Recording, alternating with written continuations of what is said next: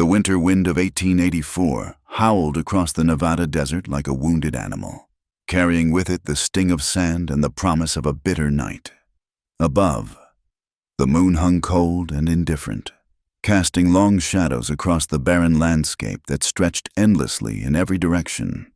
The stagecoach lurched and swayed along the rutted trail, its wooden frame groaning with each jarring impact against the rocks that littered the path like scattered bones.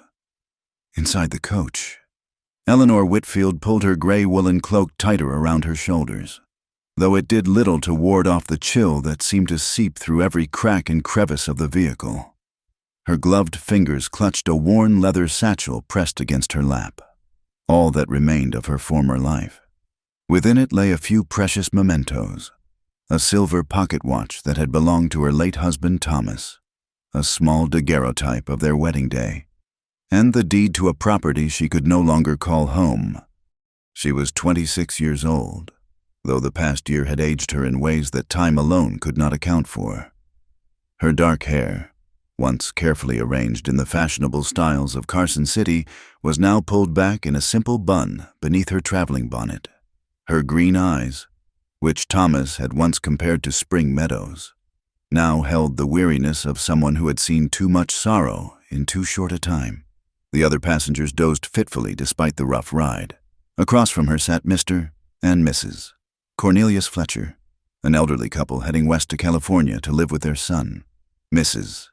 Fletcher's head bobbed with each bump, her gray curls escaping from beneath her lace cap. Beside them, a traveling salesman named Herbert Moss snored softly, his sample case wedged between his feet.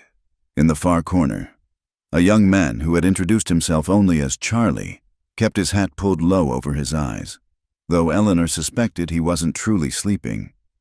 The stagecoach driver, a grizzled man named Jedediah Hawkins, had warned them at the last way station that this stretch of road was particularly treacherous after the recent rains. "That trail's meaner than a rattler with a toothache," he'd said, spitting tobacco juice into the dust. "But don't you folks worry none. Old Sally and Belle here."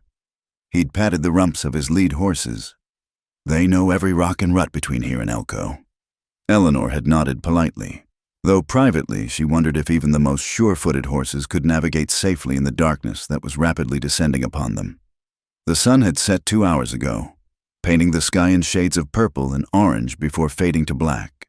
Now, only the moon and a few scattered stars provided any illumination.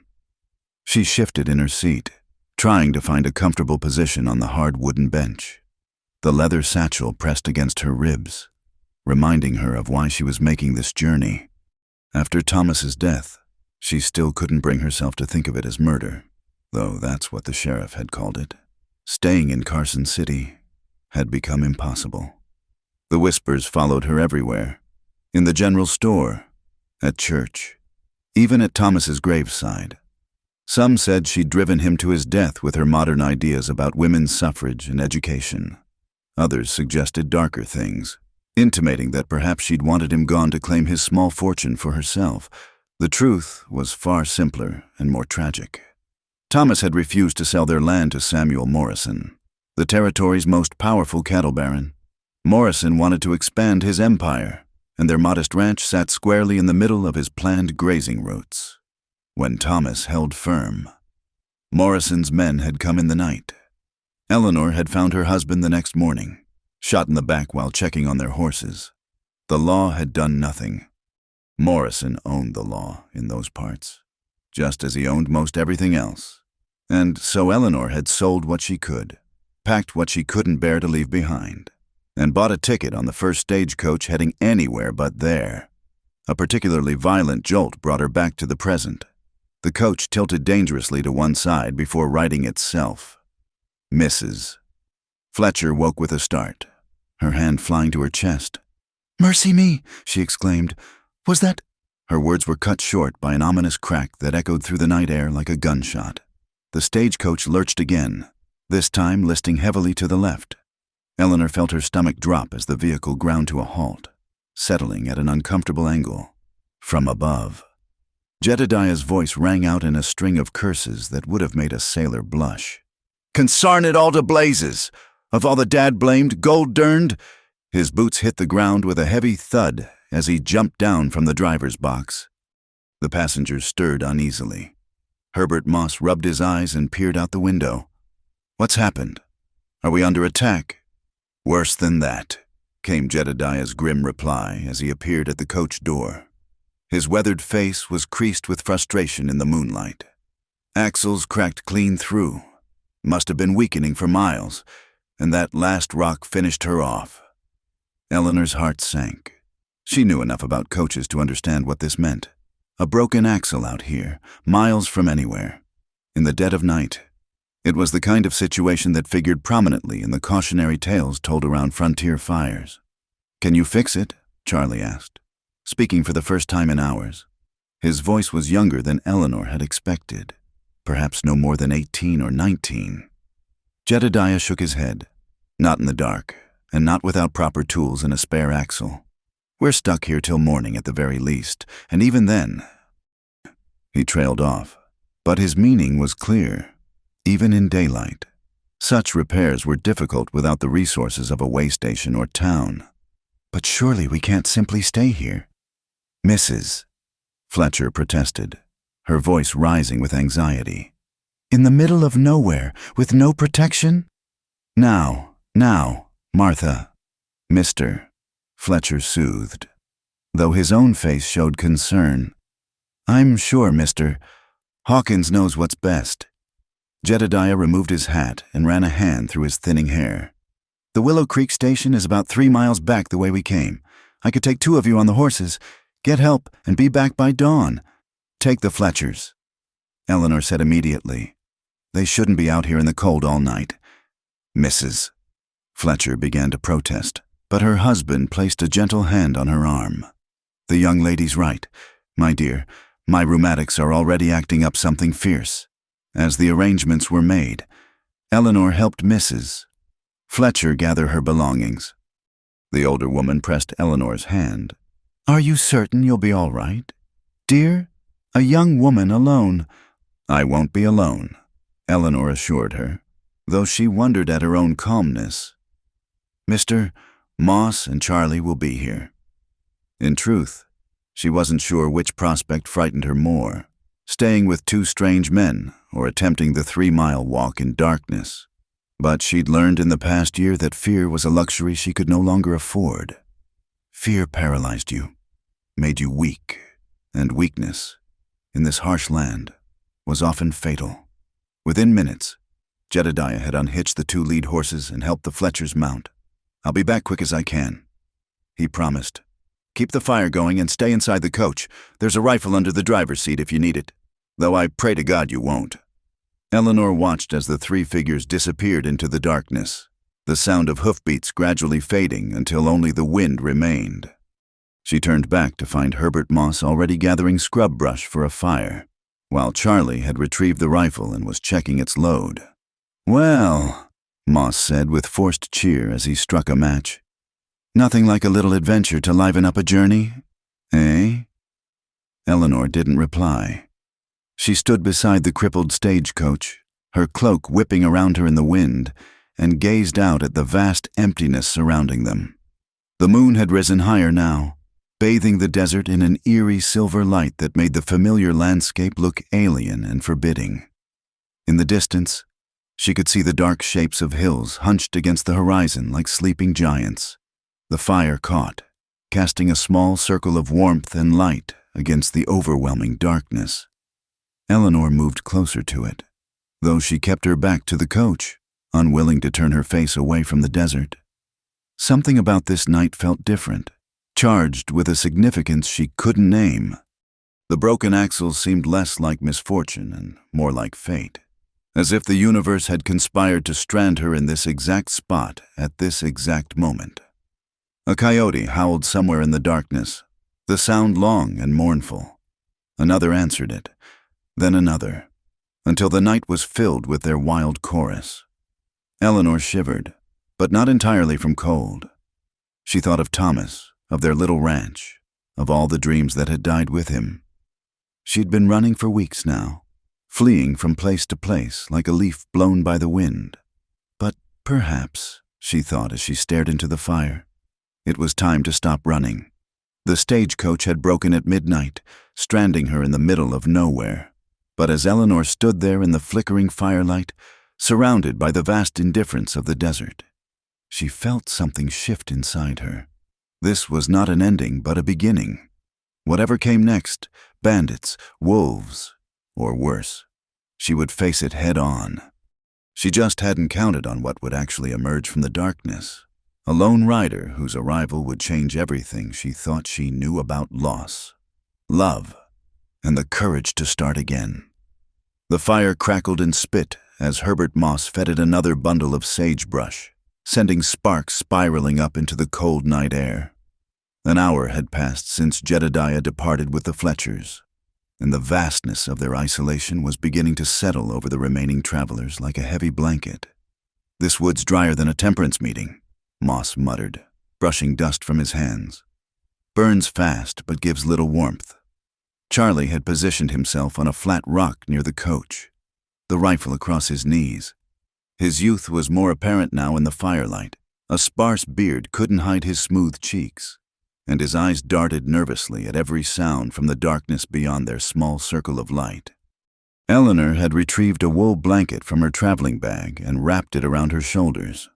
She sat on a wooden crate that had fallen from the coach during the accident, close enough to the fire to feel its warmth, but far enough to avoid the smoke that the shifting wind kept blowing in different directions. "Mrs. Whitfield," Moss began, settling his portly frame onto the ground with a grunt. "If you don't mind my asking, what takes you so far from civilization? Elko's hardly a place for a lady traveling alone." Eleanor had expected such questions. In her weeks of travel, she'd perfected vague responses that satisfied curiosity without revealing truth. "I have family in California. It seemed time for a change of scenery." "Ah, California." Moss sighed dreamily. "Gold country. I've got a cousin who struck it rich in '49. Of course, he lost it all on bad investments and whiskey. But for a while there," he trailed off, lost in thoughts of fortune and folly. The wind picked up, sending sand skittering across the ground with a sound like whispered secrets.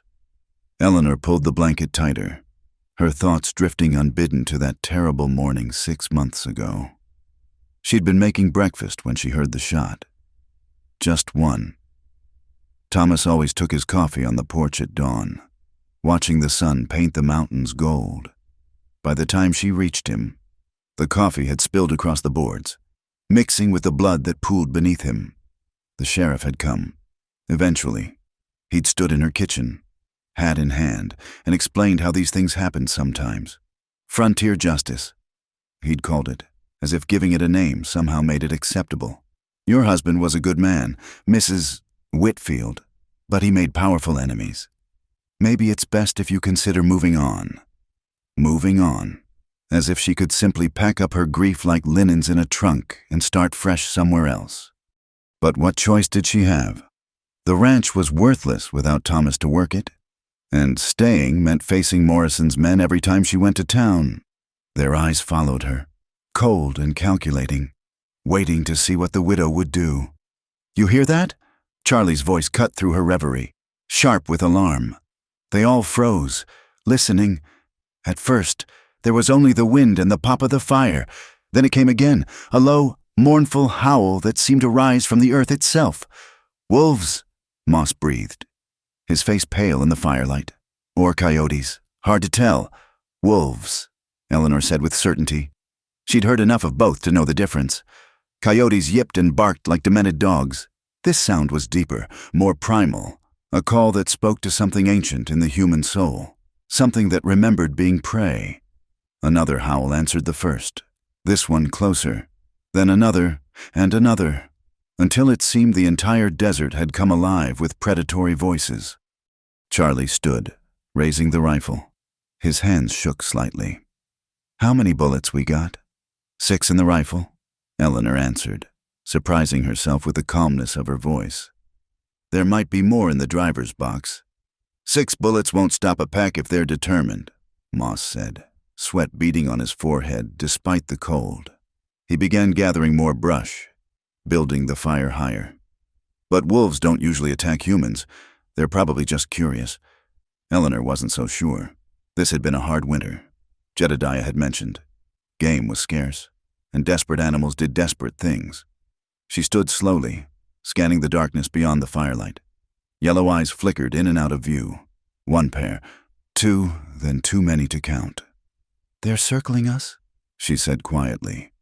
The horses still hitched to the coach. Two wheelers that Jedediah had left behind began to stamp and whinny nervously. Their eyes rolled white with fear, and they pulled against their traces. "We need to calm the horses," Eleanor said.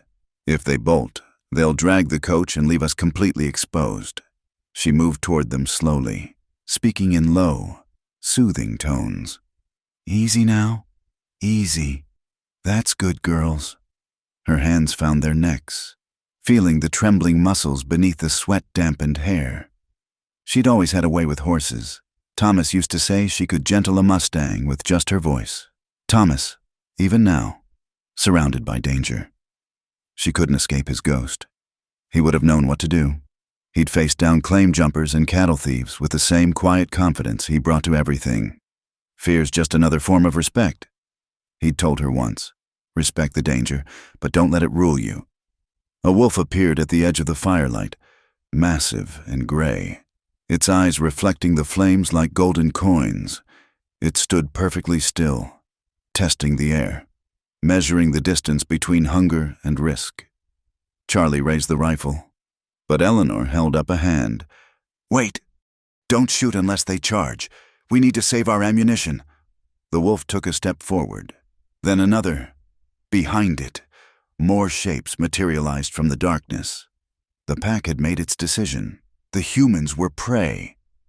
"Into the coach," Eleanor commanded, her voice cutting through the frozen moment. "Now!" They scrambled for the tilted doorway just as the first wolf lunged. Charlie's shot split the night, and the wolf tumbled backward with a yelp. But more were coming, flowing around the coach like a gray tide. Inside the coach, they pulled the door shut and braced it with their bodies. The vehicle rocked as heavy bodies slammed against it. Claws scrabbled at the wood, and hot breath fogged the windows. "The other door!" Moss cried. Eleanor was already moving, wedging her traveling case against it. Through the glass, she could see wolves leaping, trying to reach the windows. One particularly large male stood on its hind legs, front paws against the coach side, staring directly at her. Its intelligence was unmistakable, as was its hunger. The horses screamed outside, and the coach lurched violently. Eleanor heard the sickening sound of tearing flesh and knew they'd lost at least one of the animals. The coach tilted further, threatening to topple completely. "We're going to tip," Charlie shouted. Eleanor braced herself against the high side of the coach, using her weight to counterbalance. "Everyone to this side. Keep it upright." They huddled together, three strangers united by terror. As the wolves continued their assault, the coach groaned and creaked, but held. Time seemed to stretch, each second an eternity of snarling fury and splintering wood. Then, as suddenly as it had begun, the attack ceased. The wolves melted back into the darkness, leaving only the sound of their panting and the occasional whine. Eleanor peered cautiously through the window. The pack was still there, visible as shadows and glowing eyes, but they'd retreated beyond the dying fire's light. "Why did they stop?" Moss whispered. Eleanor listened intently. There, beneath the wind and the crackling fire, another sound. Hoofbeats, slow and steady, coming from the east. "Someone's coming," she breathed. Charlie fumbled to reload the rifle with shaking hands. "Could be bandits. Could be worse than wolves." Eleanor almost laughed at that. What could be worse than being torn apart by hungry wolves? But she knew he was right. The desert bred hard men, and a broken coach with vulnerable travelers was a tempting target. The hoofbeats grew closer, unhurried despite the obvious danger. Either the rider didn't know about the wolves, or didn't care. Eleanor found herself holding her breath as a figure emerged from the darkness. He rode a black horse that seemed to materialize from the night itself. A wide-brimmed hat shadowed his face, and a long duster coat flowed behind him like wings. He reined in just at the edge of the firelight, surveying the scene with an almost casual air. The damaged coach, the scattered wolves, the remains of one of the horses. "Looks like the stagecoach broke at midnight," he said, his voice deep and roughened by wind and weather. There was something in his tone, not quite amusement, but a recognition of irony that made Eleanor shiver for reasons that had nothing to do with cold or fear. The wolves, incredibly, began to back away. They didn't flee, but they gave ground, acknowledging the presence of something or someone they recognized as dangerous. The rider dismounted in one fluid motion, keeping his horse between himself and the pack. "You folks planning to stay in there all night?" he asked, striking a match and relighting his cigarette with steady hands. "Or would you like some help with your wolf problem?" Eleanor found her voice first. "Who are you?" He touched the brim of his hat in her direction, and in the brief flare of the match, she caught a glimpse of weathered features and eyes the color of winter sky. "Name's Luke Sterling. Ma'am, just a cowboy heading back to the Double Bar Ranch. Heard the gunshot. Thought I'd investigate." He gazed around at the circling wolves with what seemed like professional interest. "Been tracking this pack for 3 days. They killed 20 head of cattle last week. Seems they've developed a taste for easier prey. Can you drive them off?" Moss asked, his voice cracking with hope. Luke considered this, drawing on his cigarette. "Maybe, maybe not. Hungry wolves are unpredictable, but I can improve your odds considerably." He moved to his saddlebags with unhurried purpose, the wolves watching his every move but maintaining their distance. Eleanor pushed open the coach door cautiously. Something about this man, his calmness, his confidence, made her feel safer than she had all night. "What do you need us to do?" He glanced at her, and she saw surprise flicker across his features. Perhaps he'd expected hysterics or fainting. "Can you shoot?" "Yes." "Good. Take the rifle. Your friend there looks a mite shaky." He pulled something from his saddlebag, a bundle of what looked like dried plants. "Mr. Moss, was it? Get that fire built up again. Big as you can make it." As they worked, Luke moved around the perimeter of their camp, scattering the dried plants in a rough circle. The acrid smell made Eleanor's nose wrinkle. "Wolf's bane and sage," he explained, catching her curious look. "Old Indian trick. Wolves hate the smell. Won't keep them away forever, but it'll make them think twice." The fire roared back to life under Moss's frantic efforts. In its light, Eleanor could see Luke more clearly. He was perhaps 35, with the lean, weathered look of a man who spent more time under open sky than roof. His movements were economical, purposeful, a man comfortable with danger but not reckless about it. The wolves tested the barrier once, twice, then began to fade back into the darkness. Within minutes, only the occasional glimpse of eyes showed they remained nearby, watching, waiting. "They'll stay close," Luke said, settling himself on a rock near the fire. "But they won't attack again tonight, not with a deterrent and an armed camp." He looked at Eleanor, who still held the rifle. "You can lower that now, ma'am, though I must say, you handle it like you know which end means business." Eleanor carefully set the rifle aside, suddenly aware of how tightly she'd been gripping it. "My husband taught me." "Husband?" Luke's eyes flicked to her black traveling dress, understanding dawning. "My condolences, ma'am." She nodded, not trusting herself to speak. The simple acknowledgement of her loss, delivered without pity or false comfort, touched something in her that months of sympathy hadn't reached. "Well," Luke continued, addressing all three of them, "seems we're going to be here a while. Might as well get comfortable. Morning's still a long way off, and there's nothing to do but wait." He was right. The wolves were only one problem. They still had a broken coach, dead horses, and miles of desert between them and help. But somehow, with this quiet stranger sharing their fire, the situation seemed less desperate. Eleanor settled back onto her makeshift seat, acutely aware of how the night had shifted. The wolves still circled in the darkness. The wind still carried the promise of harder trials to come. But something had changed with Luke Sterling's arrival. Something more than just improved odds of survival. as she watched him tend the fire with practiced ease, speaking quietly with Moss about cattle prices and weather patterns as if they were sitting safely in a town saloon. Eleanor felt an unfamiliar sensation. For the first time in 6 months, she wasn't looking backward at what she'd lost. She was looking forward, toward whatever dawn might bring. Luke Sterling moved with the practiced efficiency of a man who had spent countless nights under the open sky. He examined the broken axle by firelight, running his hands along the splintered wood with the careful attention of a doctor examining a patient. "Clean break," he announced, straightening up and dusting his hands on his worn denim pants. "But the wood's been weakening for a while. See these stress marks? This coach has been carrying too much weight for too long." Eleanor watched him work, noting the way his hands moved with confident precision. They were working hands, scarred and calloused, but gentle in their movements. Thomas had possessed similar hands, the hands of a man who built things rather than destroyed them. "Can it be fixed?" she asked, though she suspected she already knew the answer. Luke shook his head, not without proper tools and a replacement axle.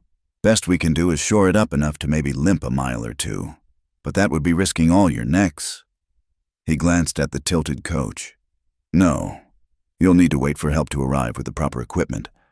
Charlie had finally stopped clutching the rifle like a lifeline and was helping Moss gather more firewood. The young man's nervousness had eased somewhat in Luke's presence, as if the cowboy's calm competence was contagious. "Mr. Sterling," Eleanor began, then paused. The formality felt strange out here in the wilderness, with wolf eyes still gleaming in the darkness beyond their fire. "Luke, you said you were tracking these wolves." "Why?" He settled himself on a flat rock near the fire, pulling out a leather pouch of tobacco and papers. His movements were unhurried as he rolled a cigarette. "The Double Bar Ranch lost 20 head of cattle last week. Boss man, Mr. Garrett, wants the pack dealt with before they do more damage. These aren't ordinary wolves. They've gotten bold, lost their natural fear of humans." "And you tracked them alone?" Eleanor couldn't hide her incredulity. "Isn't that dangerous?" A slight smile tugged at the corner of his mouth. "Most things worth doing are dangerous, ma'am. But I know these animals, been studying their patterns, learning their habits. The pack leader, that big gray male you saw, he's smart. Too smart. He's teaching the others to hunt livestock instead of game." "So you're going to kill them?" Charlie asked, returning with an armload of sagebrush. Luke considered this, drawing on his cigarette. "If I have to. But I'd rather drive them north, back into the high country where they belong. Killing is easy. Living with the consequences is harder." Eleanor felt something stir in her chest at those words. How many men in this harsh land thought that way? Most she'd known, including the law officers who dismissed Thomas's death, saw killing as the first and only solution to any problem. "You speak like a man who's done his share of both," she observed quietly. Luke's eyes found hers across the fire. In the dancing light, she could see they were indeed the color of winter sky, pale blue shot through with gray, like ice over deep water. "We all have our ghosts, Mrs. Whitfield. Some we bury, some we carry." The wind gusted, sending sparks spiraling upward. Eleanor pulled her blanket tighter, aware of an odd intimacy in the moment. Here they were, strangers brought together by circumstance, sharing truths in the darkness that they might never speak in daylight. "My husband was murdered," she heard herself say. The words came unbidden, surprising her. She'd told no one the full truth during her weeks of travel. "Shot in the back because he wouldn't sell our land to a powerful man who wanted it." Luke's expression didn't change, but something in his stillness deepened. "Morrison?" Eleanor's breath caught. "You know of him?" "Samuel Morrison owns half the territory, or thinks he does. The Double Bar has had its own run-ins with his expansion plans." Luke's voice carried a hard edge. "Your husband was a brave man to stand up to him." "Brave and dead," Eleanor said bitterly. "The sheriff said it was frontier justice, said I should move on and forget about it. And here you are, moving on. Running away, you mean?" The self-recrimination in her voice was sharp. leaving Thomas unavenged, letting Morrison win. Luke flicked his cigarette into the fire. Sometimes running away is the bravest thing a person can do. Takes more courage to live than to die for revenge. Before Eleanor could respond, a sound cut through the night. The wolves were howling again, but this time it was different. This was an alarm call, urgent and aggressive. Luke was on his feet instantly, hand moving to the Colt at his hip. Something spooked them. Eleanor stood as well, gripping the rifle. She could see the wolves now, no longer circling but bunched together, facing outward toward the eastern darkness. Their hackles were raised, teeth bared at something beyond the firelight. "What could scare a wolf pack?" Moss whispered, his face pale. Luke's jaw tightened. "Men!" The word had barely left his lips when horsemen materialized from the darkness. 3 of them, riding slowly, deliberately, spreading out to surround the broken coach. Eleanor's heart sank as she recognized the type. Hard-faced men with the look of those who made their living outside the law. "Well, well," the leader drawled, reining in just at the edge of the firelight. He was a thin man with a scraggly beard and eyes like a rattlesnake. "What have we here? Folks having a bit of trouble?" "Just a broken axle," Luke said evenly. His hand rested casually near his gun, but Eleanor could see the tension in his shoulders. "Nothing worth your time. Gentlemen," the leader's smile was unpleasant. "Oh, I think we'll be the judge of that. Broken coach means stranded passengers. Stranded passengers mean luggage, maybe valuables, maybe even a pretty widow's inheritance." His eyes found Eleanor, and she felt her skin crawl. There was something in his gaze that made the wolves seem less threatening by comparison. "The lady's got nothing you'd want," Luke said, his voice carrying a warning. "Best you move on. Don't recall asking your opinion. Cowboy." The leader's hand moved to his own weapon. "Boys, why don't you check what these folks are carrying? Start with the ladies' bags." The other 2 men dismounted, hands on their guns. Eleanor's mind raced. 3 armed men against Luke and Charlie, who was already trembling. The odds were bad, made worse by the tilted coach that limited their cover. "I said," Luke's voice dropped to barely above a whisper, "the lady has nothing you want." Something in his tone made the bandits pause. The leader studied Luke more carefully, taking in the worn but well-maintained gear, the easy stance, the steady gaze. "You got a reputation, Cowboy?" he asked. "Think you're some kind of gunfighter?" "No," Luke replied. "Just a man who keeps his word, and I give you my word. You try to rob these people, and things will go badly for you." The leader laughed, but it sounded forced. 3 against 1. You must be touched in the head." 2, Eleanor said, stepping forward with the rifle. 3 if you count Mr. Moss." "I count," Moss said shakily, producing a small derringer from his coat pocket. The dynamics shifted subtly. The bandits exchanged glances. Recalculating, a gunfight would be costly, even if they won. And there was something about Luke, a stillness, a readiness, that suggested he'd be expensive to kill. "There's another option," Luke said conversationally. "You can take my horse.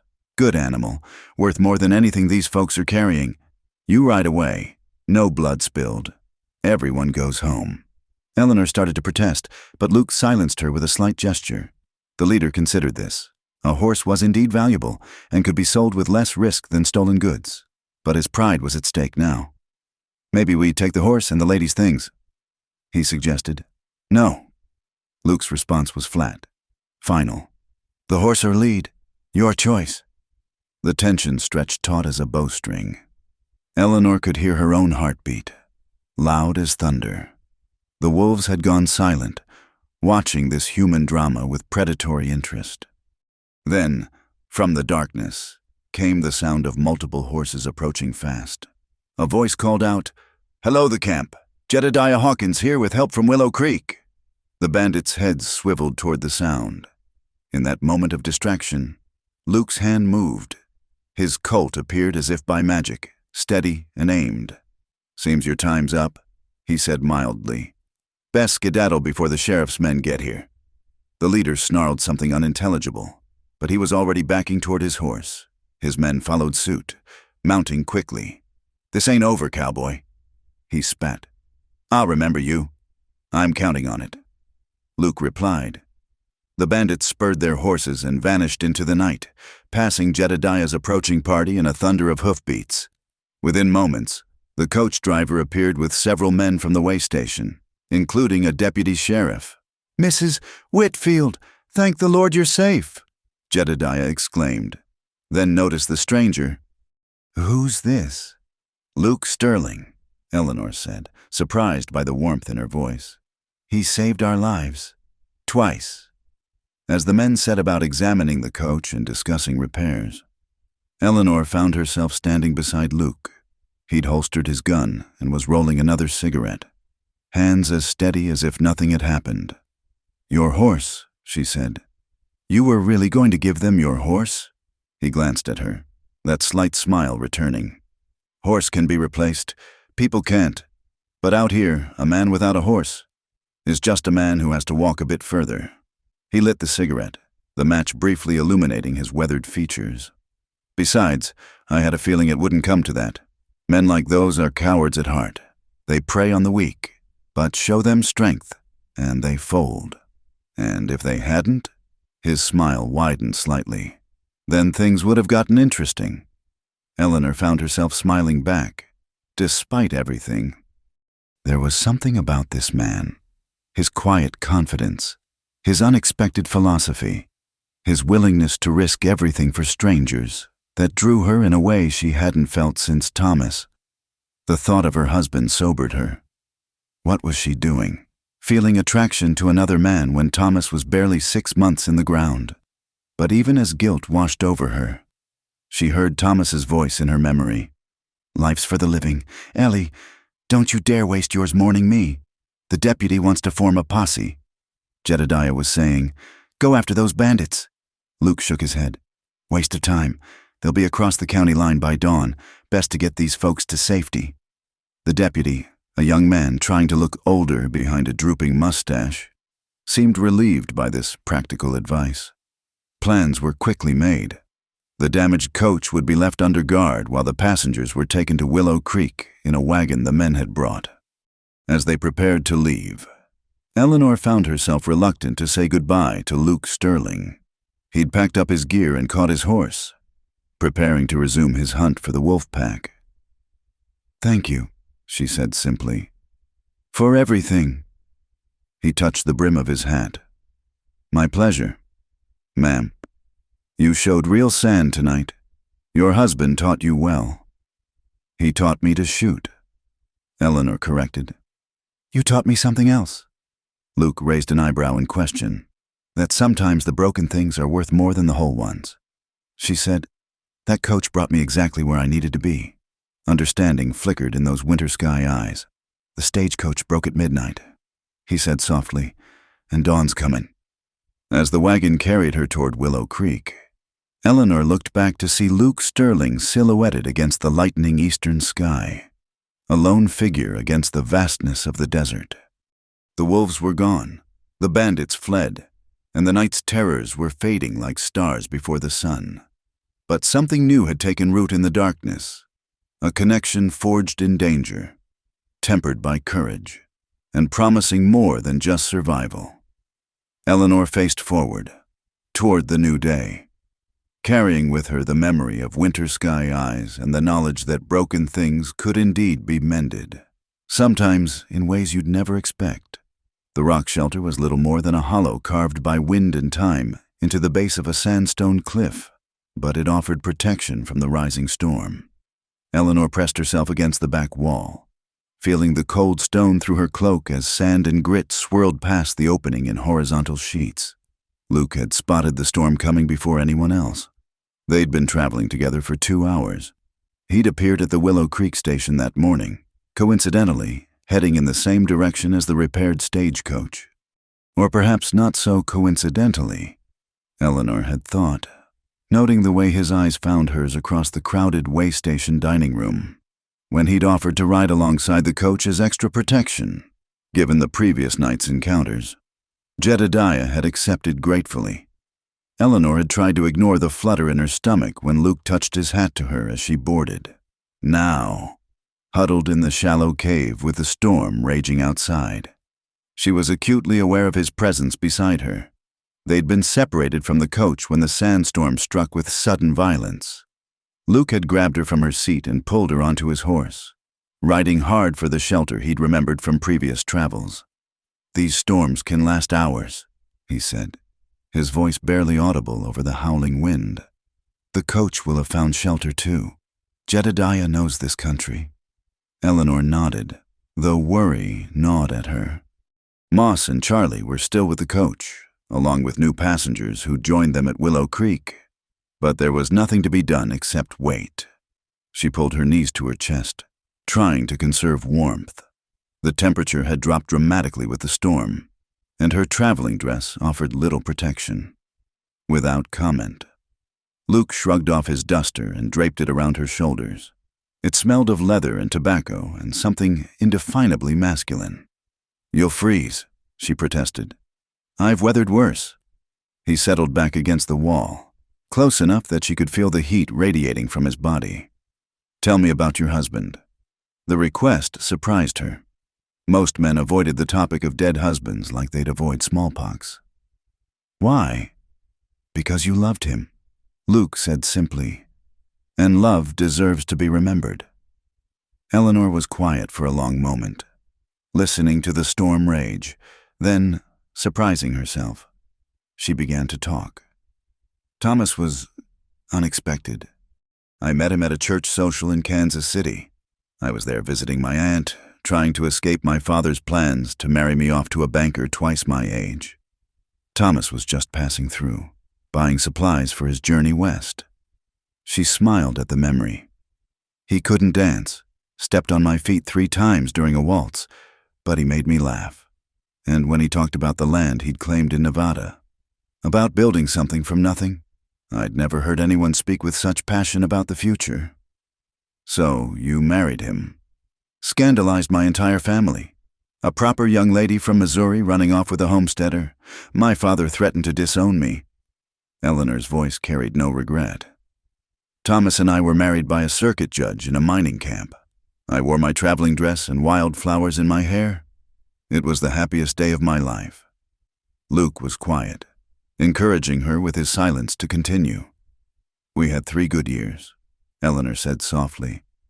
"The ranch wasn't much, just a cabin and a barn, some corrals, but it was ours. Thomas worked from dawn to dusk, building our dream one board at a time. I kept the books, tended the garden, learned to shoot and ride and do all the things a frontier wife needs to know.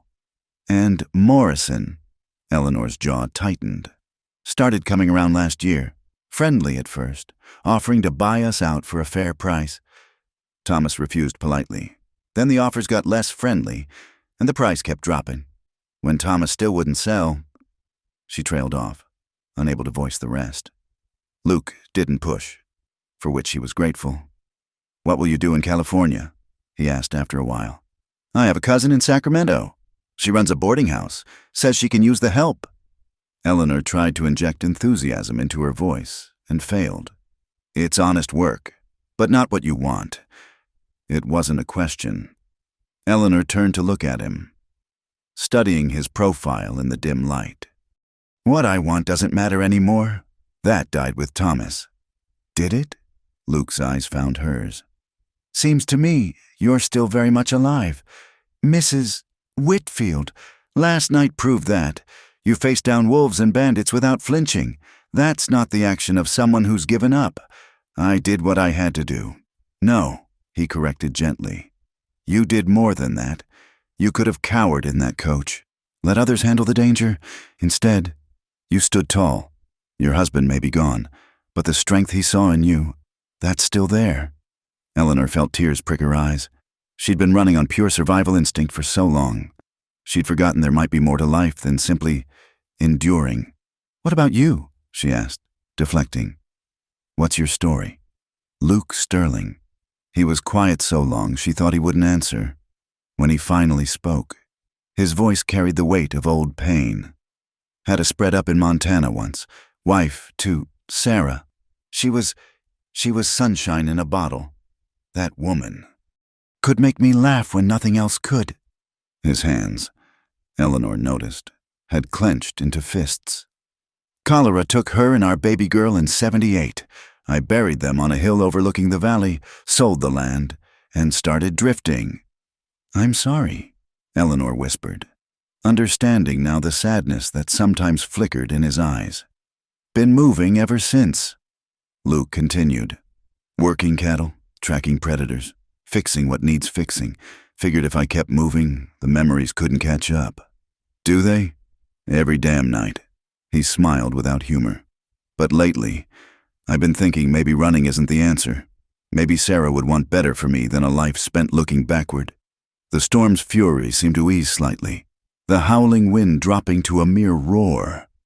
In the relative quiet, Eleanor became intensely aware of how close they were sitting. She could see the fine lines around his eyes, the silver threading through his dark hair at the temples. Luke, she began, not sure what she wanted to say. He turned toward her, and suddenly the space between them seemed to collapse. His hand came up to cup her cheek, thumb brushing away a tear she hadn't realized had fallen. Eleanor, he said, her given name rough on his lips. I know we've just met. I know you're grieving.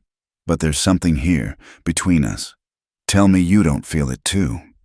She couldn't lie, not with his eyes searching hers, not with her heart hammering against her ribs. I feel it, she admitted, and it terrifies me. Why? Because I buried my husband 6 months ago. Because I'm supposed to be in mourning. Because feeling this way about another man makes me a terrible person. Luke's thumb continued its gentle path across her cheek. Does it? Or does it make you human? You think Thomas would want you to stop living? To close your heart forever? Eleanor thought of Thomas, of his easy laugh and boundless optimism. He'd loved life with an intensity that made every day an adventure. What would he say if he could see her now? Live, Ellie. She could almost hear his voice. Live for both of us. A sob escaped her, and Luke gathered her into his arms. She pressed her face against his shoulder and let the tears come. Tears for Thomas, for lost dreams, for the confusion of feeling attraction in the midst of grief. Luke held her without speaking, one hand stroking her hair. His solid presence anchored her as emotion crashed over her in waves. When the storm inside finally quieted, she didn't pull away. I don't know how to do this, she admitted against his shirt. Neither do I, he confessed, but maybe we can figure it out together. Eleanor lifted her head to look at him. His face was so close she could see flecks of gold in his blue eyes. The moment stretched between them, fragile as spun glass, then, slowly, giving her every chance to pull away. Luke lowered his head. The kiss was gentle, almost hesitant, a question more than a statement. Eleanor's eyes fluttered closed as she answered, her lips softening under his. It was nothing like the passionate kisses she'd shared with Thomas. This was tender, careful, tinged with shared sorrow and tentative hope. When they parted, Eleanor felt dizzy. Luke, Shh. He pressed his forehead against hers. No promises, no expectations, just possibility. The wind outside had died to a whisper, cautiously.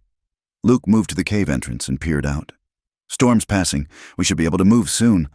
Eleanor stood on shaky legs, his duster still around her shoulders. She felt fundamentally changed, as if the sandstorm had scoured away more than just the landscape.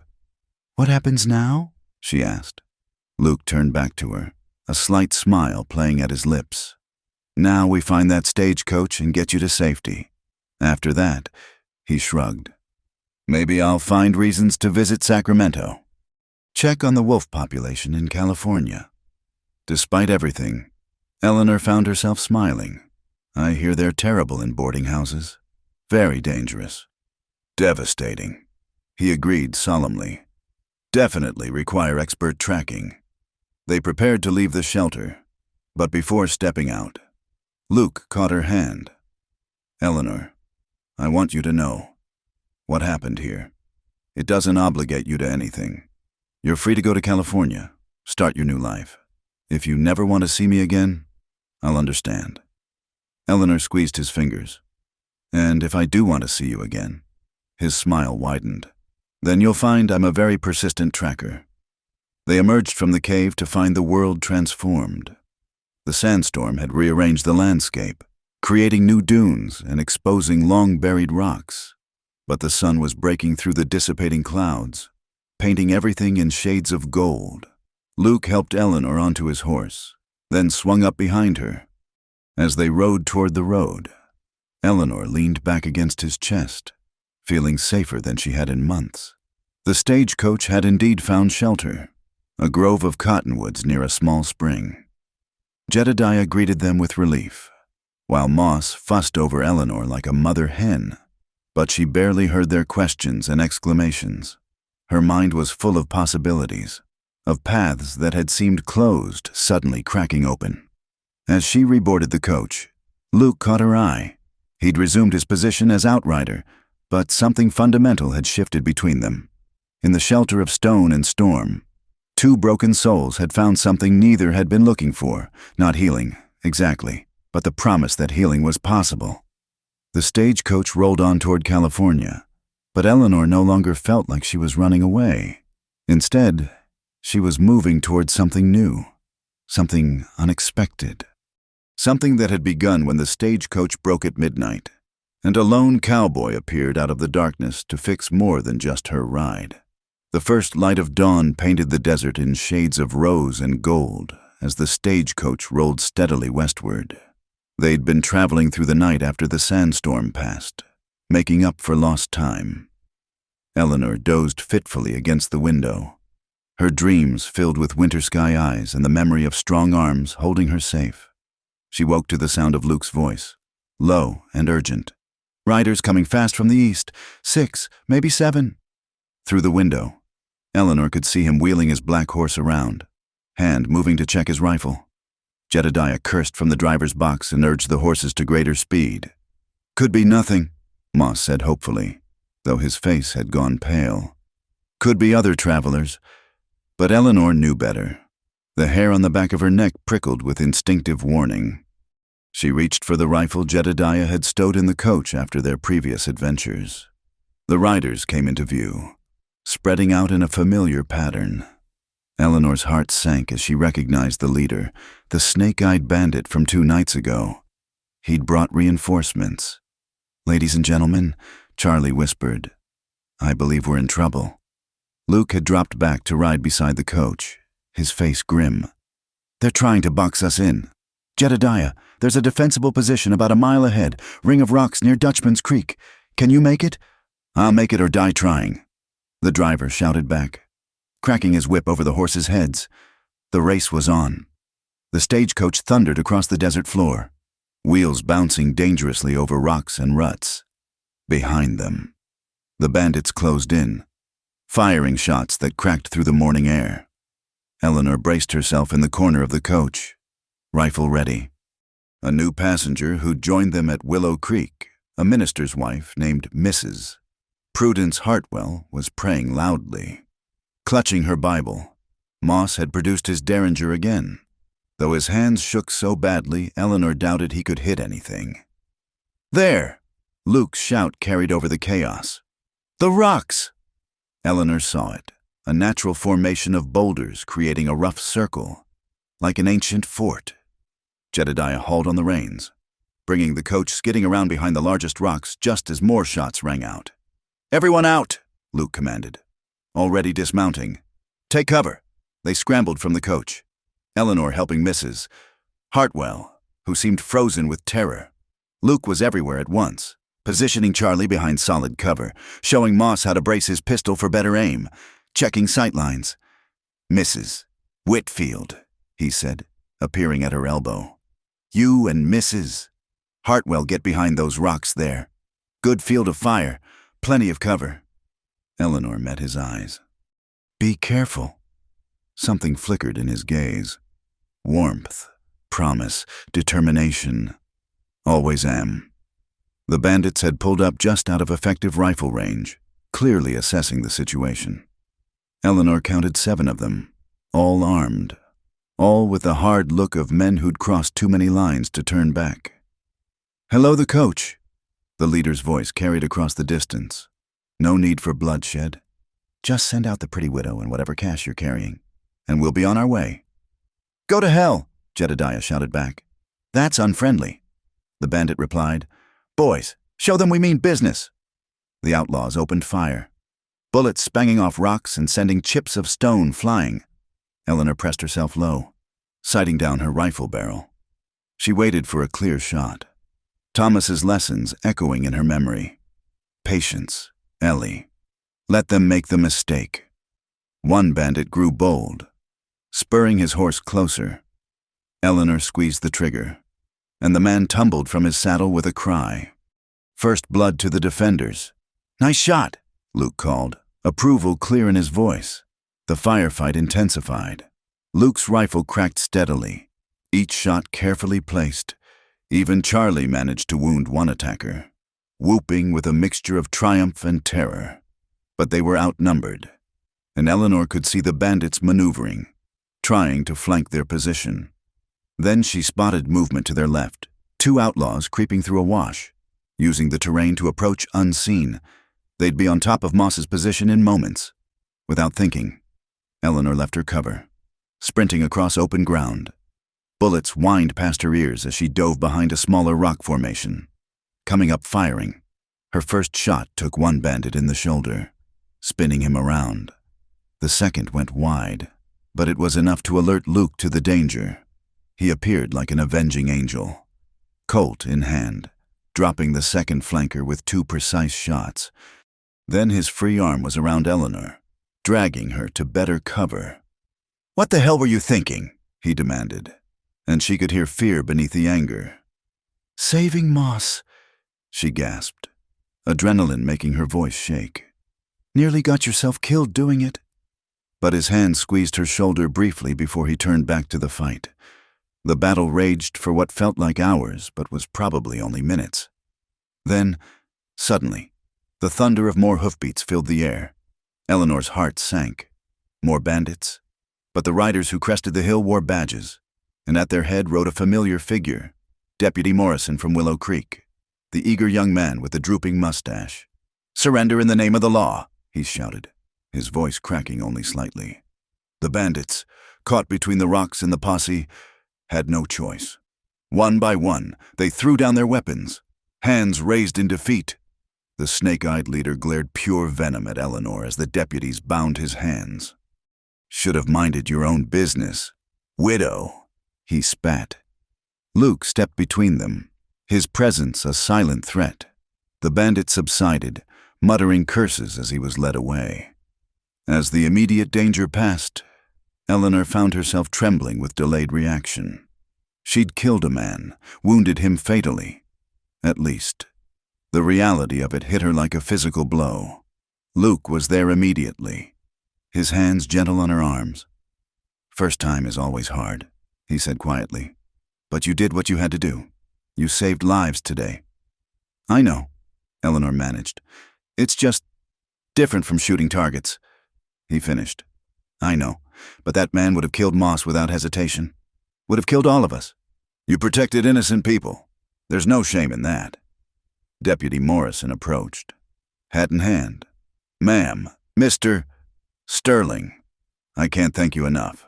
We've been tracking these outlaws for weeks. The reward money should be substantial." "Give it to the widow," Luke said immediately. "She earned it." Eleanor started to protest, but Luke's look silenced her. She realized what he was doing, giving her options, freedom, with reward money. She wouldn't be dependent on her cousin's charity in Sacramento. As the posse prepared to escort the prisoners back to Willow Creek, Morrison pulled Luke aside. Eleanor couldn't hear their conversation, but she saw Luke's expression darken, his hand moving instinctively to his gun. "What is it?" she asked when the deputy had gone. Luke's jaw was tight. "Morrison says Samuel Morrison, no relation to the deputy, has been asking about a widow heading west. Says he's got unfinished business with the wife of Thomas Whitfield." Eleanor's blood ran cold. "He's coming after me?" "Appears so. The deputy says Morrison's hired guns have been checking stage stops all along the route. Luke's eyes were hard as flint.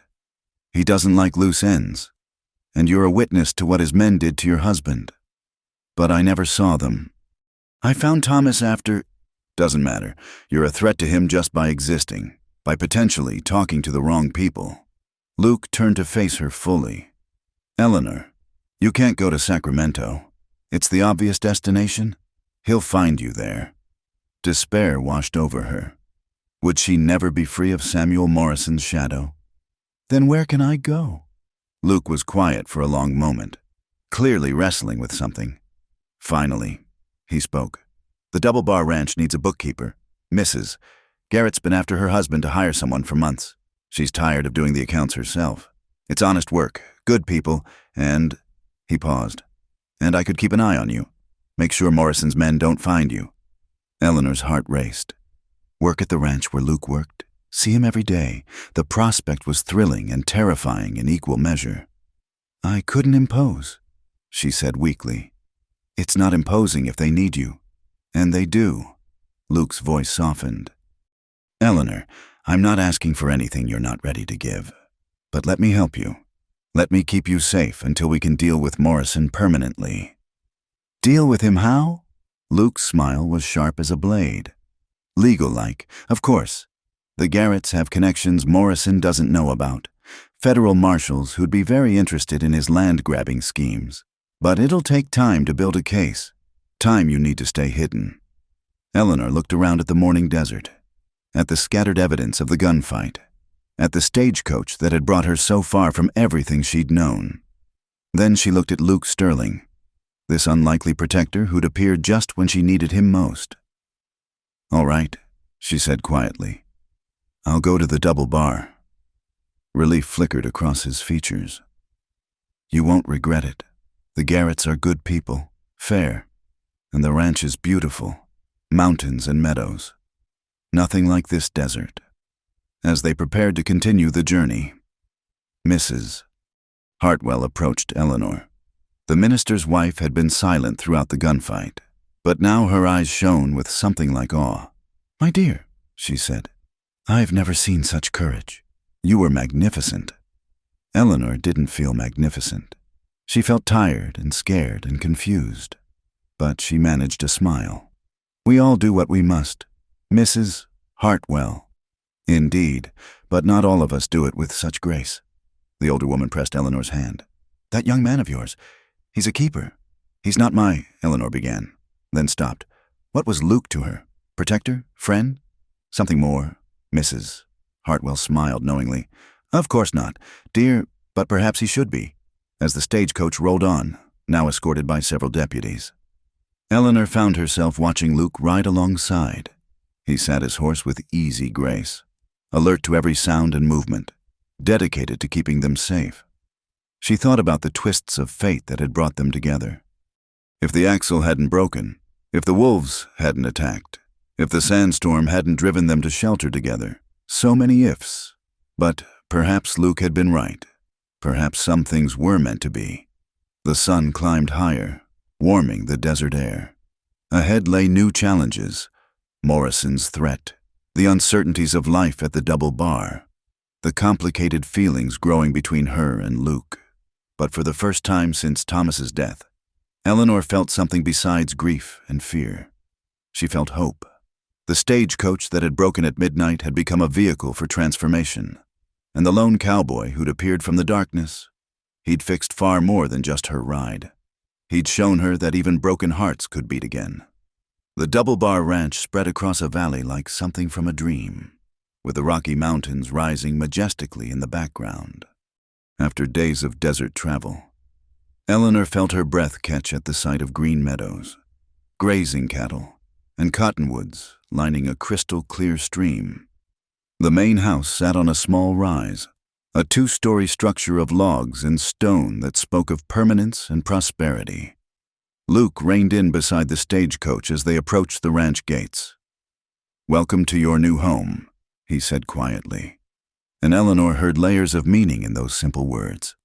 The coach rolled to a stop in front of the house, and Eleanor saw a couple emerge onto the wide porch. James Garrett was a tall, distinguished man in his 50s, with silver at his temples, and the bearing of someone used to command. His wife, Catherine, was a handsome woman whose warm smile immediately put Eleanor at ease. "Luke Sterling, you scoundrel!" Garrett called out. "We expected you back days ago.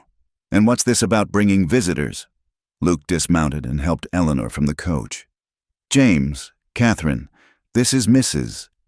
Eleanor Whitfield, the lady I telegraphed you about from Willow Creek." Catherine Garrett descended the porch steps, her keen eyes taking in Eleanor's travel-worn appearance and the way Luke's hand lingered protectively at her elbow. "My dear, you must be exhausted. Come inside immediately. We'll sort out the details later." As Eleanor was whisked away by Catherine, she heard James Garrett say to Luke, "All right, Sterling, what's the real story here?" The house interior was cool and welcoming, with polished wood floors and comfortable furniture that spoke of wealth used wisely rather than ostentatiously displayed. Catherine led Eleanor to a bright bedroom on the second floor. "This will be yours," she said, opening curtains to reveal a stunning view of the mountains. "The washroom is just down the hall. Take your time freshening up, then come down for some proper food. You look like you haven't had a decent meal in days." Eleanor sank onto the bed, overwhelmed by the kindness. "Mrs. Garrett, I don't know how to thank you." "Nonsense. Luke's telegram said you're experienced with accounts and correspondence. If that's true, you'll be doing us the favor. I've been begging James to hire help for months." Catherine's eyes twinkled. "Besides, any woman who can inspire Luke Sterling to send telegrams must be something special. That man hasn't shown interest in anything but cattle and wolves for years." Eleanor felt heat rise in her cheeks. He helped me when I was in trouble." Catherine's knowing smile reminded Eleanor of Mrs. Hartwell. "Well, whatever the story, you're safe here. The double bar takes care of its own." An hour later, bathed and wearing a clean dress Catherine had lent her, Eleanor descended to find the dining room set for an early supper. Luke stood by the window, deep in conversation with James Garrett. He'd cleaned up too, his hair still damp, wearing a fresh shirt that emphasized his broad shoulders. He turned as she entered, and something flared in his eyes. "Mrs. Whitfield, you look rested?" "Sterling here's been filling me in," James said, pulling out a chair for Eleanor. "Seems you've had quite the adventure, and Samuel Morrison's involved." His expression darkened. "That man's been a thorn in the side of honest ranchers for too long." "You know him?" Eleanor asked. "Know of him. He tried to buy out my neighbor last year, when John wouldn't sell. His barn mysteriously caught fire, lost half his herd." James's jaw tightened. "No proof, of course. Never is with Morrison." Catherine entered with a laden tray, followed by a young Mexican woman she introduced as Rosa, the cook. Soon the table groaned under platters of beef, potatoes, fresh bread, and vegetables from the kitchen garden. Eleanor ate like she hadn't in weeks, the home-cooked food warming her from the inside out. Conversation flowed easily, the Garretts treating her like an old friend rather than a stranger seeking refuge. "Now then," James said as they lingered over coffee and Rosa's excellent apple pie, "let's discuss your position here. Catherine says you're qualified for bookkeeping. My father was a schoolmaster," Eleanor explained. "He insisted I learn mathematics and proper penmanship. I managed all the accounts for our ranch in Nevada." "Perfect. The pay is $30 a month plus board. You'll have Sundays off and one Saturday a month for town trips." He smiled. "That is, if you're interested." "Very interested," Eleanor said quickly. It was more than fair, generous, even. "Good. You can start tomorrow. Catherine will show you the office." James turned to Luke. "I assume you'll be heading out after that wolf pack again." "Actually," Luke said slowly, "I thought I might stick around for a few days. Make sure Mrs. Whitfield settles in properly. Besides, Dusty threw a shoe this morning. He'll need tending." James raised an eyebrow, but said nothing. Catherine, however, smiled behind her coffee cup. Over the next days, Eleanor fell into the rhythm of ranch life. The work was familiar: ledgers and correspondence, organizing receipts, writing letters to suppliers. The office was a sunny room off the main hallway, with a large desk and comfortable chair. Through the window, she could watch the daily activities of the ranch, and Luke, always Luke, true to his word, he'd remained at the ranch instead of pursuing the wolves. He seemed to find endless reasons to pass by her office, checking if she needed anything, bringing her coffee, asking her opinion on supply orders. "You know," Catherine said one afternoon, finding Eleanor at her desk, "in all the years Luke's worked here, I've never seen him so interested in bookkeeping." Eleanor kept her eyes on the ledger. "He's just being kind." "Is that what we're calling it?" Catherine laughed. "My dear, that man is smitten, and unless I'm very much mistaken, the feeling is mutual." Eleanor set down her pen. Over the past week, the truth had become impossible to deny. Every time Luke entered a room, her pulse quickened. When he smiled at her across the dinner table, warmth bloomed in her chest. And the way he looked at her— "My husband died 7 months ago," she said quietly. "I loved him deeply. How can I feel this way about another man so soon?" Catherine's expression softened. She closed the office door and took the chair across from Eleanor's desk. "May I tell you something? When I was 20, I was engaged to a wonderful man named Robert. He died of fever 2 weeks before our wedding. I thought my life was over." Eleanor looked up, surprised. The Garretts seemed so perfectly matched. She'd assumed they'd always been together. "I mourned for a year." Catherine continued. "Wore black, refused all social invitations, dedicated myself to grief. Then James arrived in town. He was establishing this ranch, needed supplies from my father's store. He started coming by every week, always with some excuse. Gradually, without my realizing it, I began looking forward to Wednesdays." "What did you do?" "Fought it tooth and nail." Catherine smiled at the memory. "I felt guilty, disloyal. How could I laugh at James's jokes when Robert was dead? How could I feel butterflies when he smiled at me? My mother finally sat me down and asked me a simple question. Would Robert want you to be alone forever?" Eleanor's eyes stung. It was the same question Luke had asked in the cave. "The heart doesn't follow social rules about mourning periods," Catherine said gently. "It loves when it's ready to love. And Eleanor, there's no dishonor to Thomas's memory in allowing yourself to live again." That evening, Eleanor walked down to the stream that bordered the ranch property. The sun was setting, painting the mountains in shades of purple and gold. She found Luke there, as she'd somehow known she would, sitting on a fallen log and whittling a piece of wood. "Mind if I join you?" she asked. He shifted to make room, his smile warm. "How are you settling in?" "Well, the Garretts are wonderful people." She paused, gathering courage. "Luke, we need to talk." His hands stilled on the wood. "If this is about me hovering, I can back off. I know I've been—" "No." Eleanor placed her hand over his, stopping his words. "That's not it. I care for you, Luke, more than I should, more than I have any right to, given how recently—" She trailed off, but Luke turned his hand palm up, interlacing their fingers. "Eleanor, there's no timeline for the heart. I've spent 6 years running from Sarah's memory, thinking I was honoring her by staying alone. But lately, I've realized that's not honor. It's fear." "Fear of what?" "Of feeling again, of losing again." His thumb traced circles on her palm. "Then I met you, standing by that broken coach, ready to face down wolves with nothing but courage and a rifle.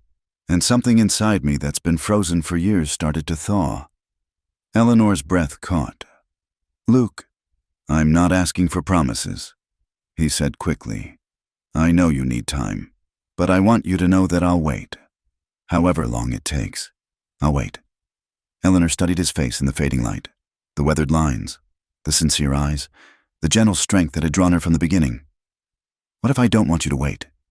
His brow furrowed in confusion. "What if—" Eleanor continued, her heart racing. I'm ready to stop looking backward.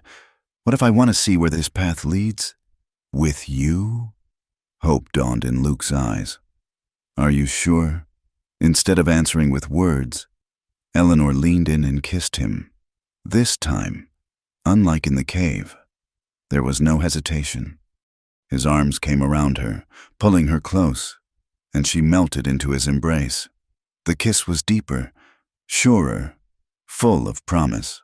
When they parted, both breathing unsteadily, Luke rested his forehead against hers. Eleanor Whitfield, you are one surprising woman. Good surprises, I hope. The best kind. He pulled back to look at her. But we should take things slow. Court proper-like. You deserve that. Eleanor smiled. Proper courtship? From the man who saved me from wolves? Especially from him. Luke's grin was boyish, transforming his usually serious features. Starting tomorrow, I'm going to court you like you deserve. Flowers, evening walks, maybe even poetry if I can remember any. Poetry? Eleanor laughed, the sound bubbling up from deep inside. When had she last laughed like this? Oh, I have to hear this. Don't mock. I'll have you know I memorized some Wordsworth once. Something about daffodils. They walked back to the house hand in hand, the first stars appearing overhead. At the porch, Luke lifted her fingers to his lips. Good night, Eleanor. Sweet dreams. Good night, Luke. She floated up to her room, feeling younger than she had in years. Through her window, she watched Luke head to the bunkhouse, his whistle carrying on the evening air. For the first time since Thomas's death, Eleanor didn't feel like she was betraying his memory by being happy. Instead, she felt his blessing, as real as the mountain breeze.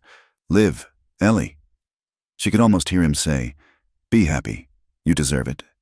In town the next day, accompanying Catherine on the monthly supply run, Eleanor posted a letter to her cousin in Sacramento, explaining her change of plans. She walked with her head high, no longer the broken widow fleeing her past, but a woman embracing her future. At the general store, while Catherine haggled with the proprietor over fabric prices, Eleanor browsed the small selection of books. A familiar voice made her freeze.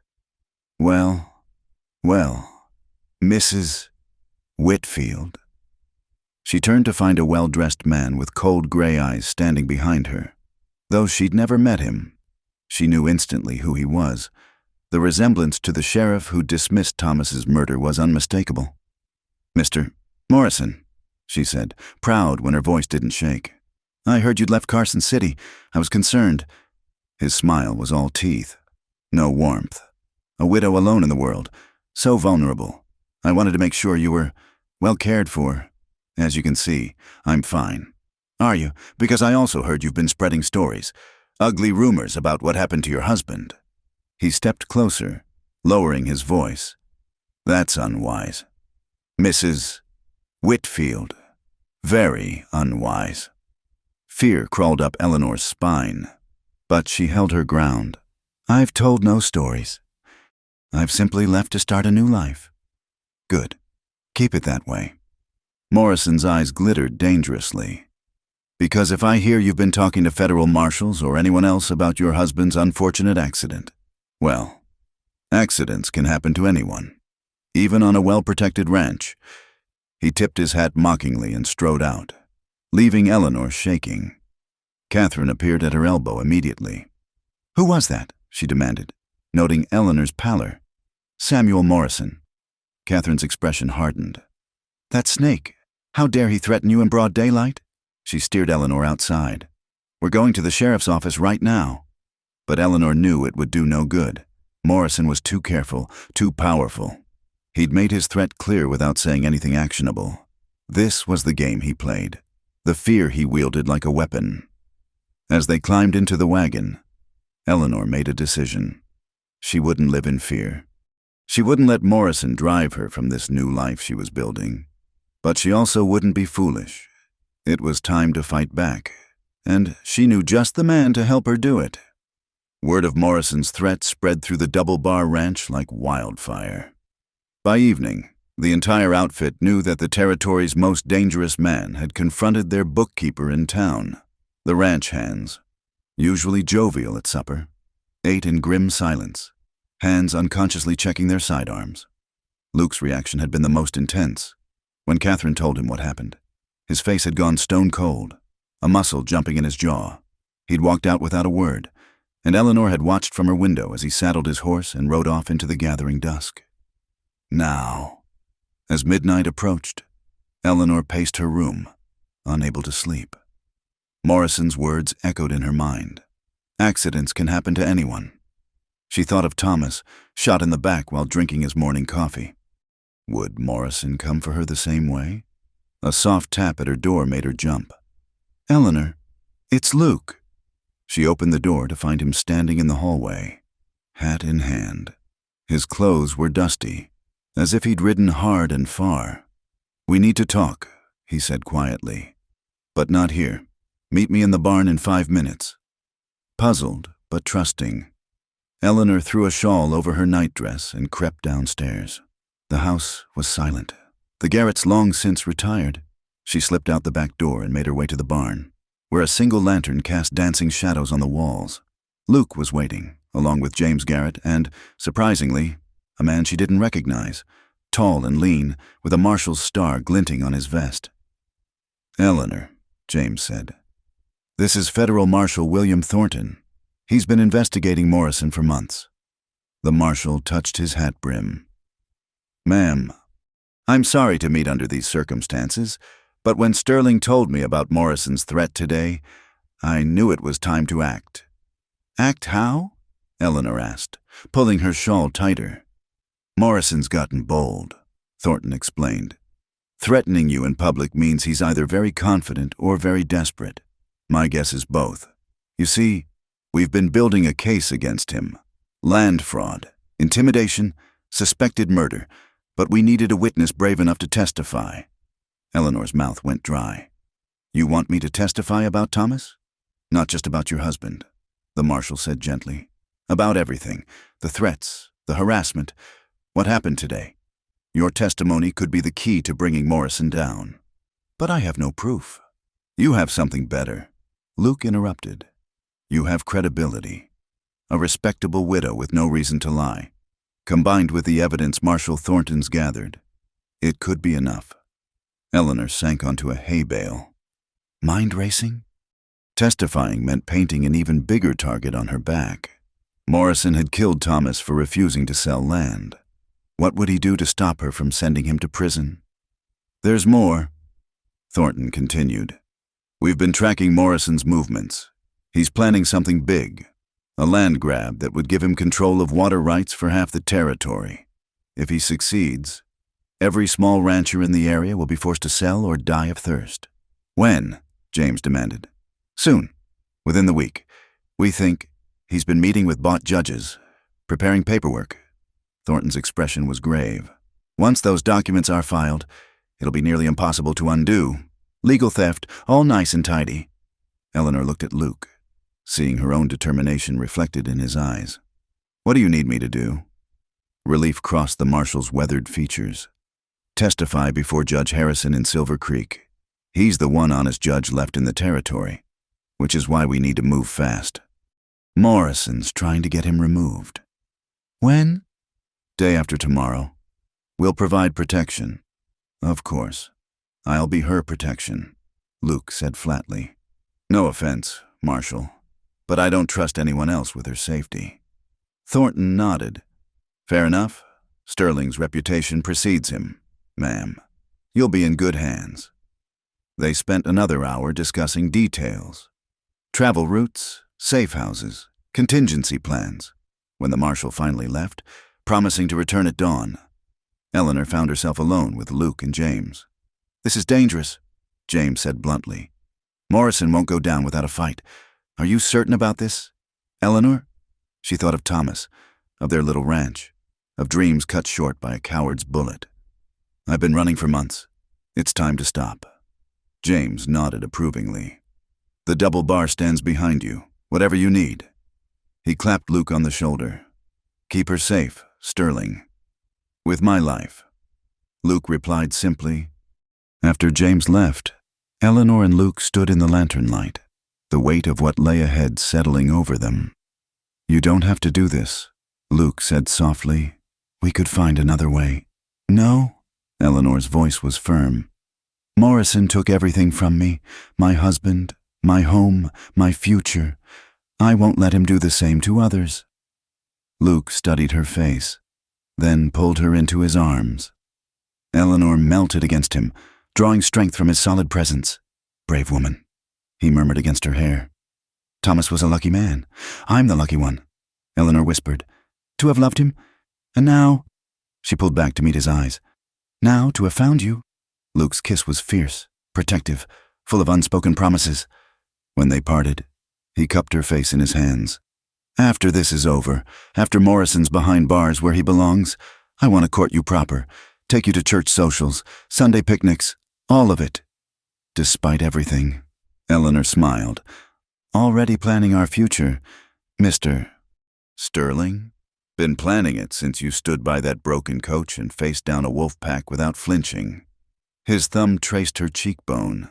"Marry me, Eleanor. Not now. Not until you're ready. But someday. Say you'll think about it." Eleanor's heart soared even as reality crashed in. "Luke, if something happens—" "Nothing will happen. I won't let it." His eyes blazed with determination. "But I need you to know how I feel. Need you to have something to hold on to when things get hard."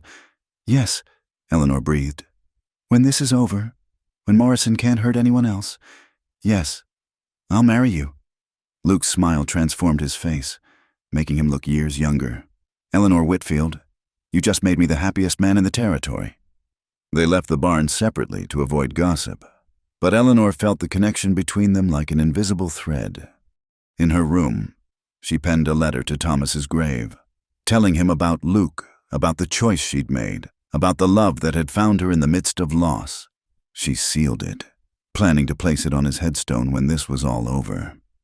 The next morning dawned clear and cold.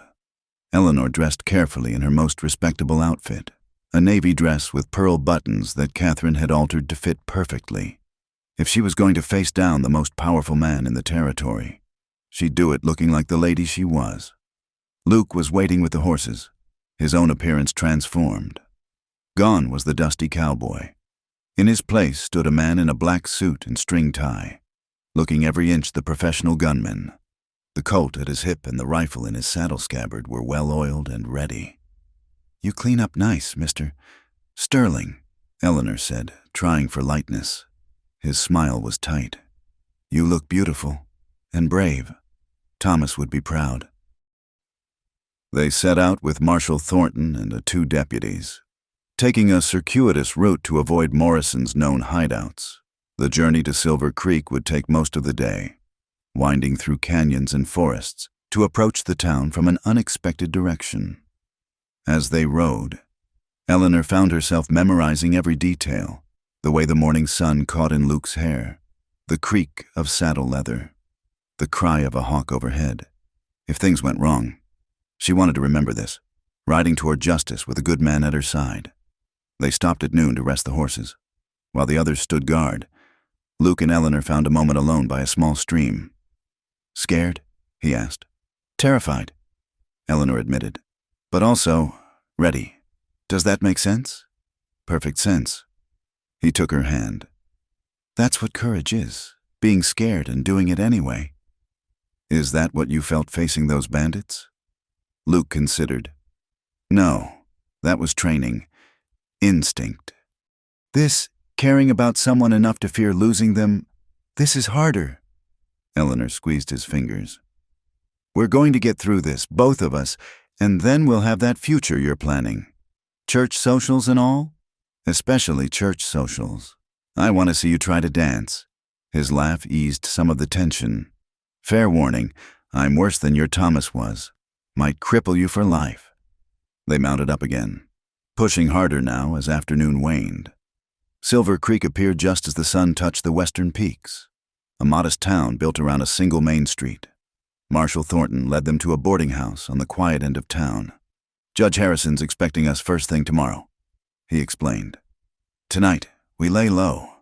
Morrison has spies everywhere." Eleanor barely slept, despite Luke standing guard outside her door. Every creak of the old building made her heart race. When dawn finally came, she was almost relieved. The courthouse was a sturdy brick building that spoke of law and order in a lawless land. Judge Harrison, a silver-haired man with kind eyes, greeted them in his chambers. "Mrs. Whitfield, I'm sorry for your loss," he said sincerely. "Your courage in coming forward is admirable." "Thank you, Your Honor. Now, I must warn you, Morrison's lawyer is here, Marcus Blackwood, out of San Francisco. He'll try to discredit you, make you seem hysterical or vindictive. Don't let him rattle you. Just tell the truth." Eleanor nodded, throat tight. Through the window, she could see a crowd gathering. Word had spread. "Ready?" Luke asked quietly. She met his steady gaze, drawing strength from the love she saw there. "Ready." They entered the courtroom together, Eleanor's head high despite the whispers that followed their progress. In the front row sat Samuel Morrison, dressed like a respectable businessman, his cold eyes promising retribution. Eleanor took her seat in the witness chair, placed her hand on the Bible, and swore to tell the truth. As she began to speak about Thomas, about Morrison's threats, about the fear that had driven her from her home, she felt the ghost of her husband standing with her, approving. The truth was her weapon, and she wielded it with all the precision Luke had shown with his guns.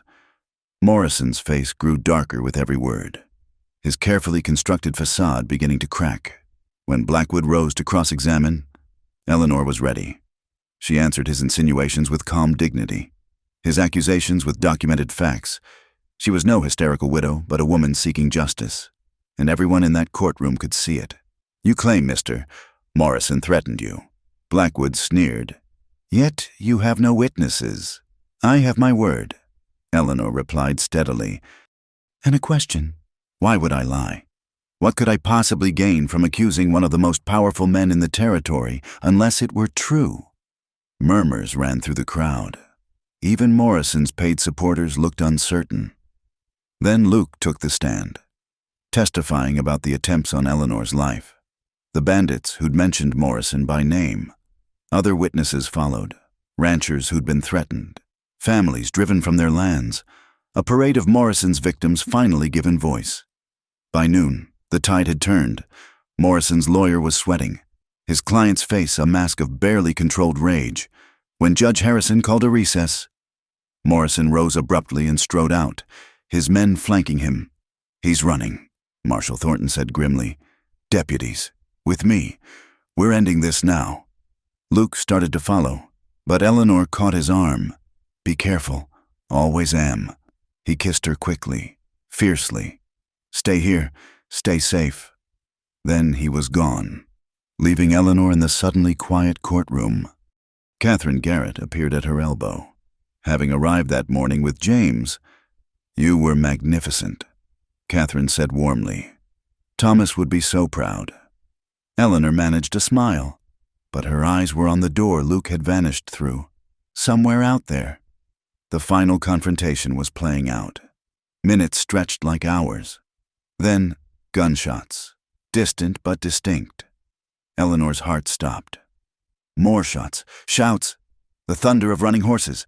She was halfway to the door when Luke appeared, hat gone, a graze on his cheek bleeding freely. But he was alive, whole, his eyes finding hers immediately. "It's over," he said simply. "Morrison drew on the marshal. Didn't end well for him?" Eleanor flew into his arms, not caring who saw. Luke held her tight, his heart hammering against hers. "It's over," he repeated.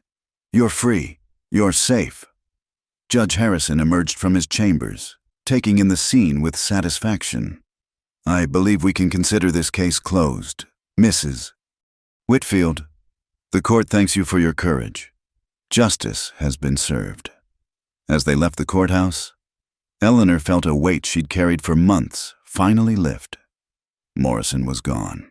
The fear, the running, the looking over her shoulder, all of it was finished.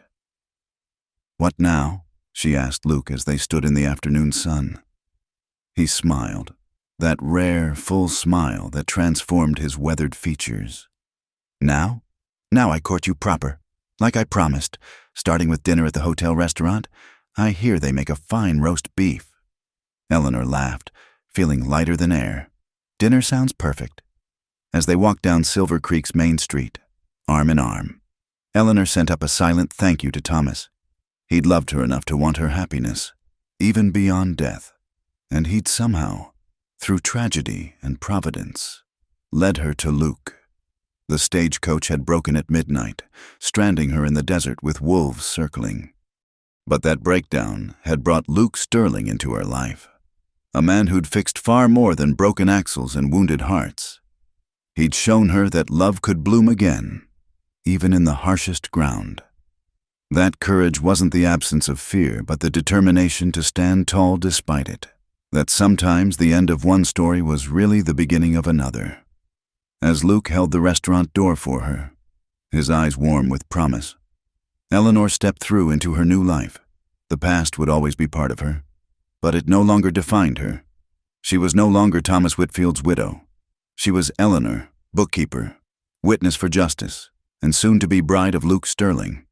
The broken midnight road had led her home. The sunset painted the desert in shades of crimson and gold as Eleanor stood beside Luke on the small rise overlooking the valley. 6 months had passed since Morrison's death. 6 months of healing and hope and the sweet courtship Luke had promised. Tomorrow, they would be married in the small church at Silver Creek, with the Garretts and half the territory in attendance. But tonight, they had ridden out to this special place, the spot where the stagecoach had broken that fateful midnight, where their paths had first crossed in violence and fear. Now it was peaceful, the desert blooming with spring wildflowers. The memory of wolves and bandits faded like morning mist.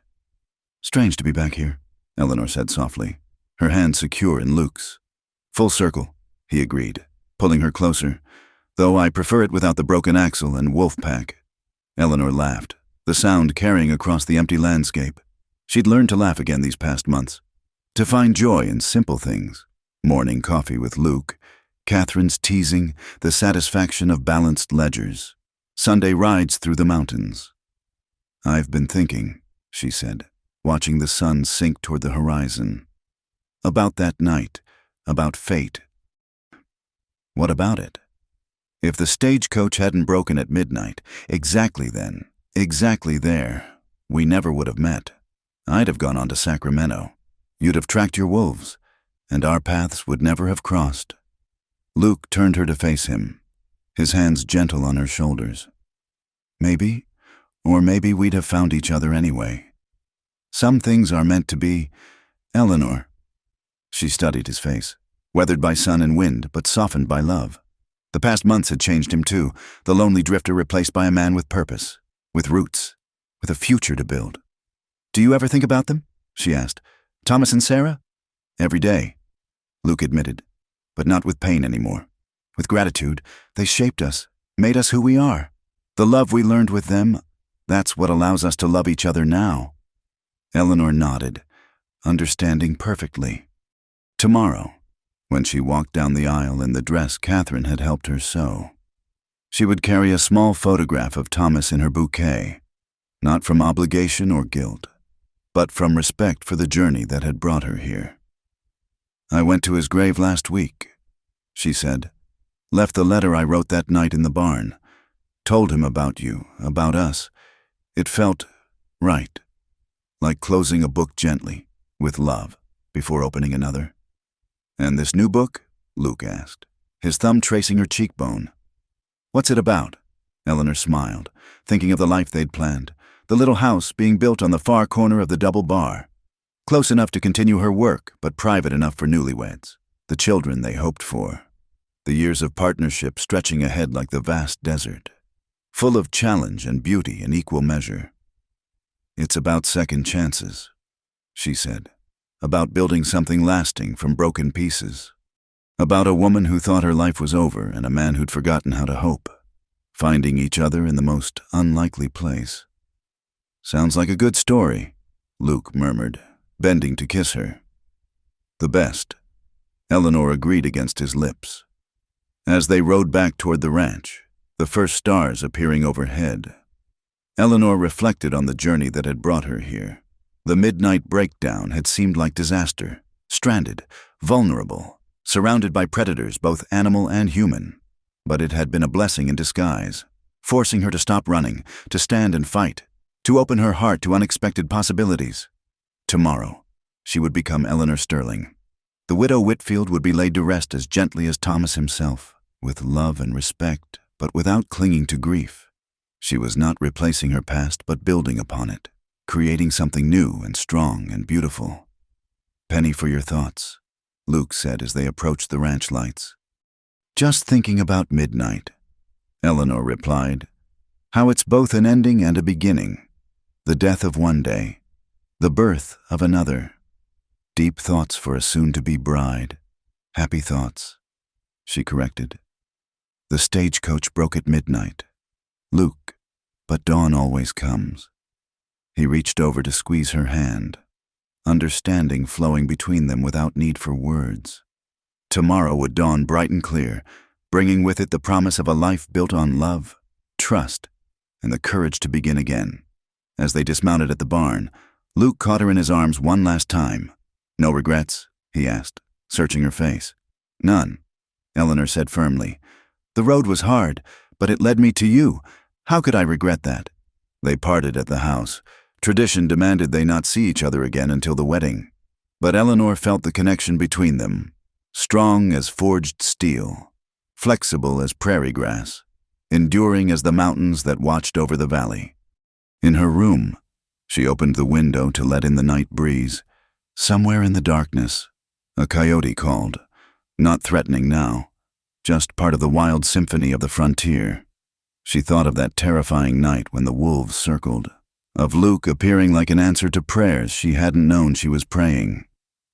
"Thank you," she whispered to the night, to Thomas, to whatever force had broken that stagecoach at exactly the right moment.